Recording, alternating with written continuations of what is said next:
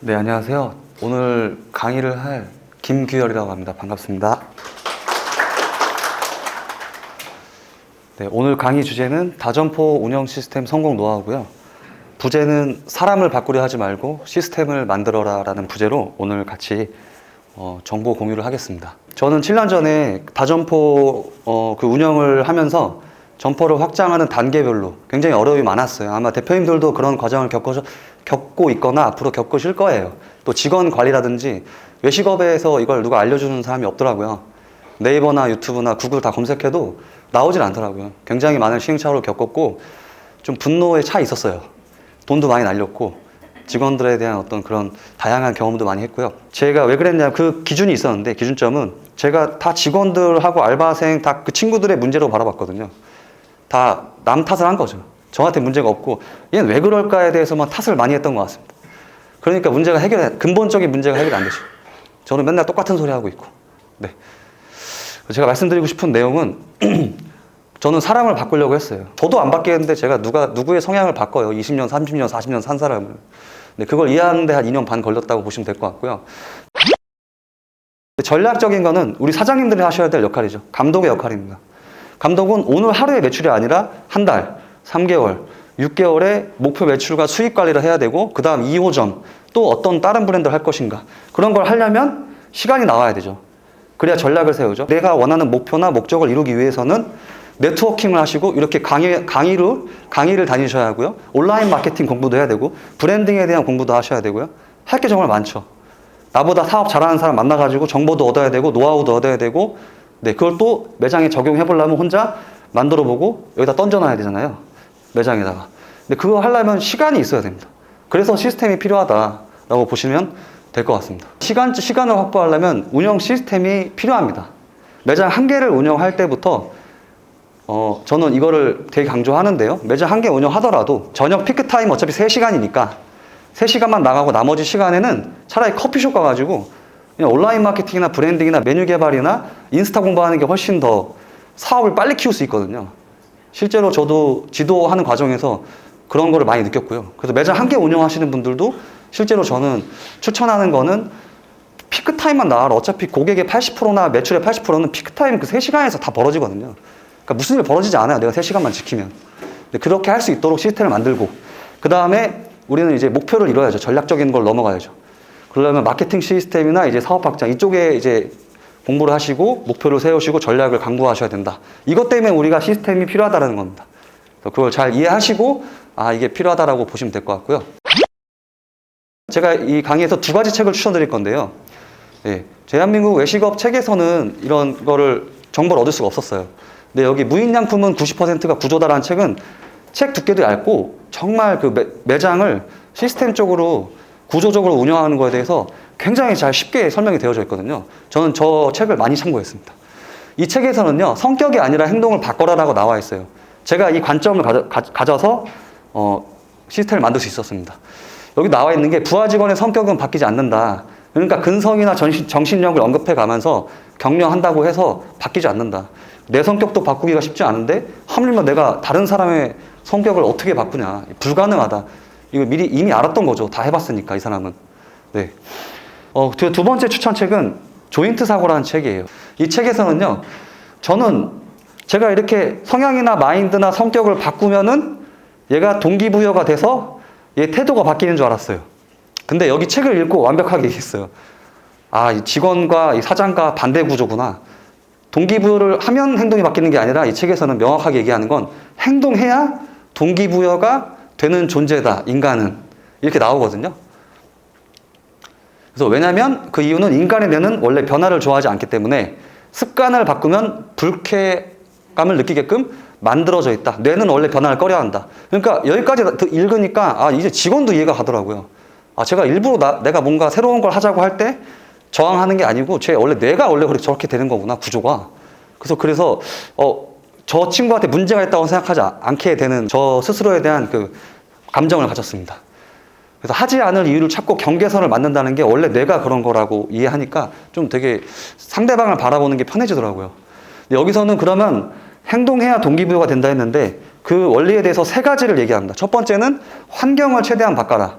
두 번째, 아무것도 생각하지 말고 일단 움직이고, 세 번째는 작업 일정을 정하고 매일 그대로 실천하라. 네. 저희는 생각하고 움직이잖아요. 우리 사장님들은요. 근데 직원은 생각하지 말고 일단 움직이게 해야 된다는 거예요. 왜냐면 직원이 잘못된 게 아니라 사장님이 직원이면 똑같이 그렇게 된다는 거죠. 그래서 첫째, 환경을 최대한 바꿔라. 우리 매장의 환경을 바꾸는 거죠. 자꾸 까먹는 게 있으면은 체크리스트라든지, 우리 매장에서 벌어지는 일들에 대해서 궁금하면 영업일보를 만들든지, 인건비나 재고 관리가 필요하면은 그런 발주 리스트를 만들든지, 손익계산서를 같이 관리하든, 이렇게 그런 매뉴얼들의 양식을 만들어 놓는 거죠. 그 다음에 아무것도 생각하지 말고 일단 그걸 하게 하는 거예요. 네, 그리고 우선순위가 있죠. 출근부터 퇴근까지 우리가 해야 될 우선순위가 있으면 그거를 구체적으로 타임별로 다 나눠가지고 할 수 있도록 일단 그걸 보고 하라고 하는 겁니다. 네, 그러면서 본인들이 우리 매장에 대해서 더 뭔가 더 해박해지겠죠? 저는 직원을 채용할 때 질문을 하는 게 있어요. 저는 직원 한번 면접 볼 때 한 30분씩 보거든요. 120명의 직원을 제가 지금까지 경험했는데요. 보통 한 30분 정도씩 면접 봐요. 그리고 다 물어볼 거 많이 물어봅니다. 네, 경력사항을 체크해요. 저는 경력사항이 어디서 뭘 얼마큼 배웠는지 이런 건 전혀 안 물어보고요. 그냥 얼마 다녔는지를 물어봅니다. 그런 건 별로 중요하지 않아요. 거기서 점장을 3년을 했던, 2년을 했던, 여기 오면 전 사원으로 채용해요, 어차피. 하지만 그 친구의 그 경력이 있으니까 저는 특별 승진이라는 걸 시켜주죠. 직원들 동의하에. 미리 얘기하고. 근데 그만둔 이유를 왜 물어보냐면은 전에 일했던 데서 3개월, 2개월, 4개월 일했어요. 그럼 우리 매장에서 얼마나 일했죠? 3개월 일하겠죠. 그래서 저는 1년 정도를 일했던 친구를 보통 선호합니다. 그래서 그런 친구는 그냥 일단 이 부분은 합격입니다. 왜냐하면 우리 가게에서도 어차피 1년을 다닐 거라고 추정을 해보는 거예요. 그만둔 이유를 물어봅니다. 전에 있던 가게 사장님은 좀 어땠어? 너 관계는 괜찮았어? 물어볼 때 사장님 욕하는 친구들은 채용 안 합니다. 앞으로도 그럴 확률이 높아요. 좀 추정을 하는 거거든요. 직원들한테 트러블이 있어서 나온 친구는 채용 안 합니다. 누가 봐도 상식적으로 그 트러블이 합당하면 당연히 그건 되는데, 그게 아니고 얘가 대화하는 말투라든지 그걸 느낄 수 있잖아요. 과거 근무 내용 그래서 전부 확인하고 대학 유무 확인합니다. 졸업했는데 왜 일하려고 합니다. 왜 그러냐면은 직원을 120명 겪다 보니까요. 26살에서 28살 정도의 대학을 막 졸업한 애들이 1년 정도 일한다고 지원한 애들이 많아요. 근데 실제로 한두 달 일하고 다 그만두거든요. 한 80% 이상이요. 왜냐면은 자기 친구들하고 비교해서 그래요. 24살 밑으로는 자기 친구가 회사원이 없어요. 군대에 있거나 대학생이에요. 26살에서 8살 정도 되는 친구들은 자기 친구들이 다 회사원이에요. 그리고 여자친구도 있고. 자기는 명절 때도 모시고 일하고 크리스마스 때도 모시고 주말에 모시고 매일 12시간씩 이렇게 일하는데 친구들은 다 5시, 6시 되면 칼퇴근하고 주말 쉬고 여자친구랑 데이트하죠. 그런 것 때문에 얘가 못 견뎌가지고 나가는 친구들이 많고 단기 근무자가 좀 많더라고요. 네, 그래서 직원 채용 나이는 첫 번째는 19살에서 23살이 가장 장기 근무를 많이 한다.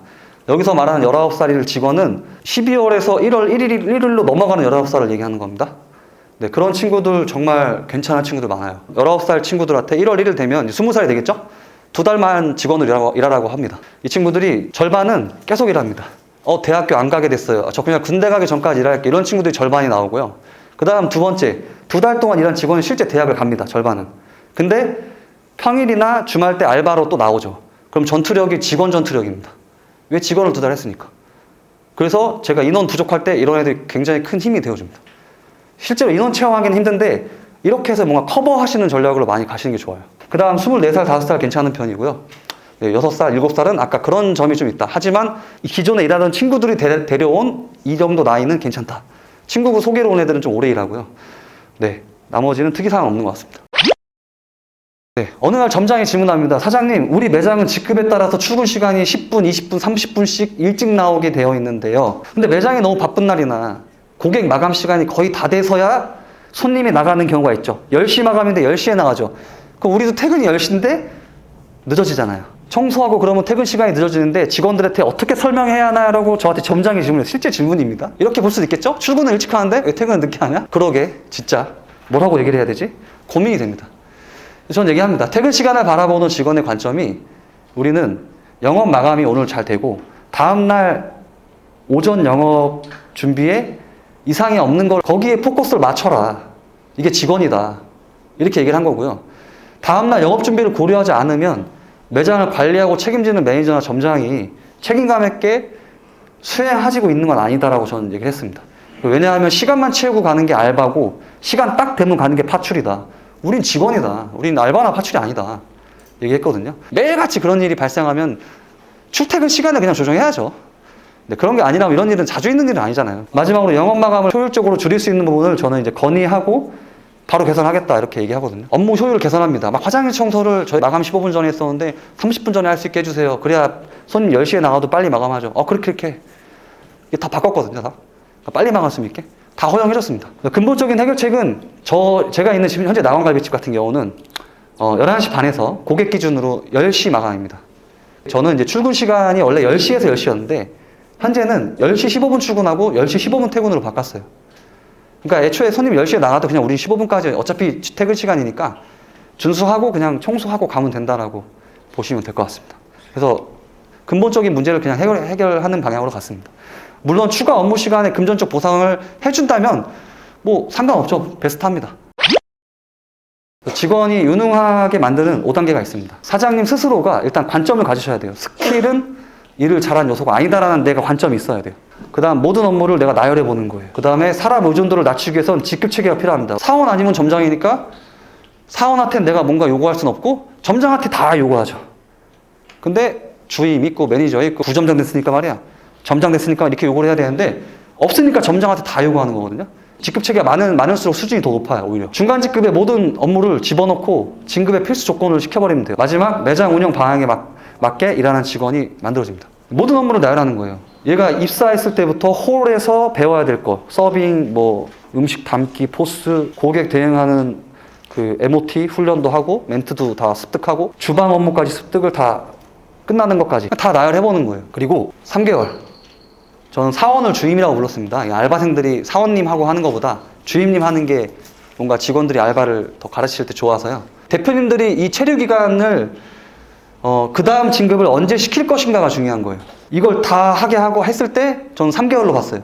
각자 상황에 따라 이게 6개월이 될 수도 있고 9개월이 될 수 있습니다. 근데 저는 중식을 해봤고 고깃집을 해봤고 갈비집을 해봤고 다 해봤지만 다 똑같은 게 적용이 가능했어요. 3개월 되면 너 월급 올려줄게. 진급도 시켜줄게. 단 조건이 있어. 이걸 다 할 줄 알아야 돼. 자, 그럼 저걸 실제로 다 합니다. 한 명이 먼저 진급해버리면은 환장합니다. 밑에 직원들은. 자기도 하고 싶어가지고. 자, 그러면 프로가 홀과 주방의 업무를 다 할 줄 알게 돼요. 자, 그럼 프로랑 점장은 무슨 차이가 있는 거죠? 점장 나가면 무슨 일이 벌어지나요? 아무 일도 안 벌어져요. 이렇게 해서 스킬에 집중하지 않고 고객이나 약간 우리 매장의 어떤 관리 쪽에 집중을 해줘야 되거든요.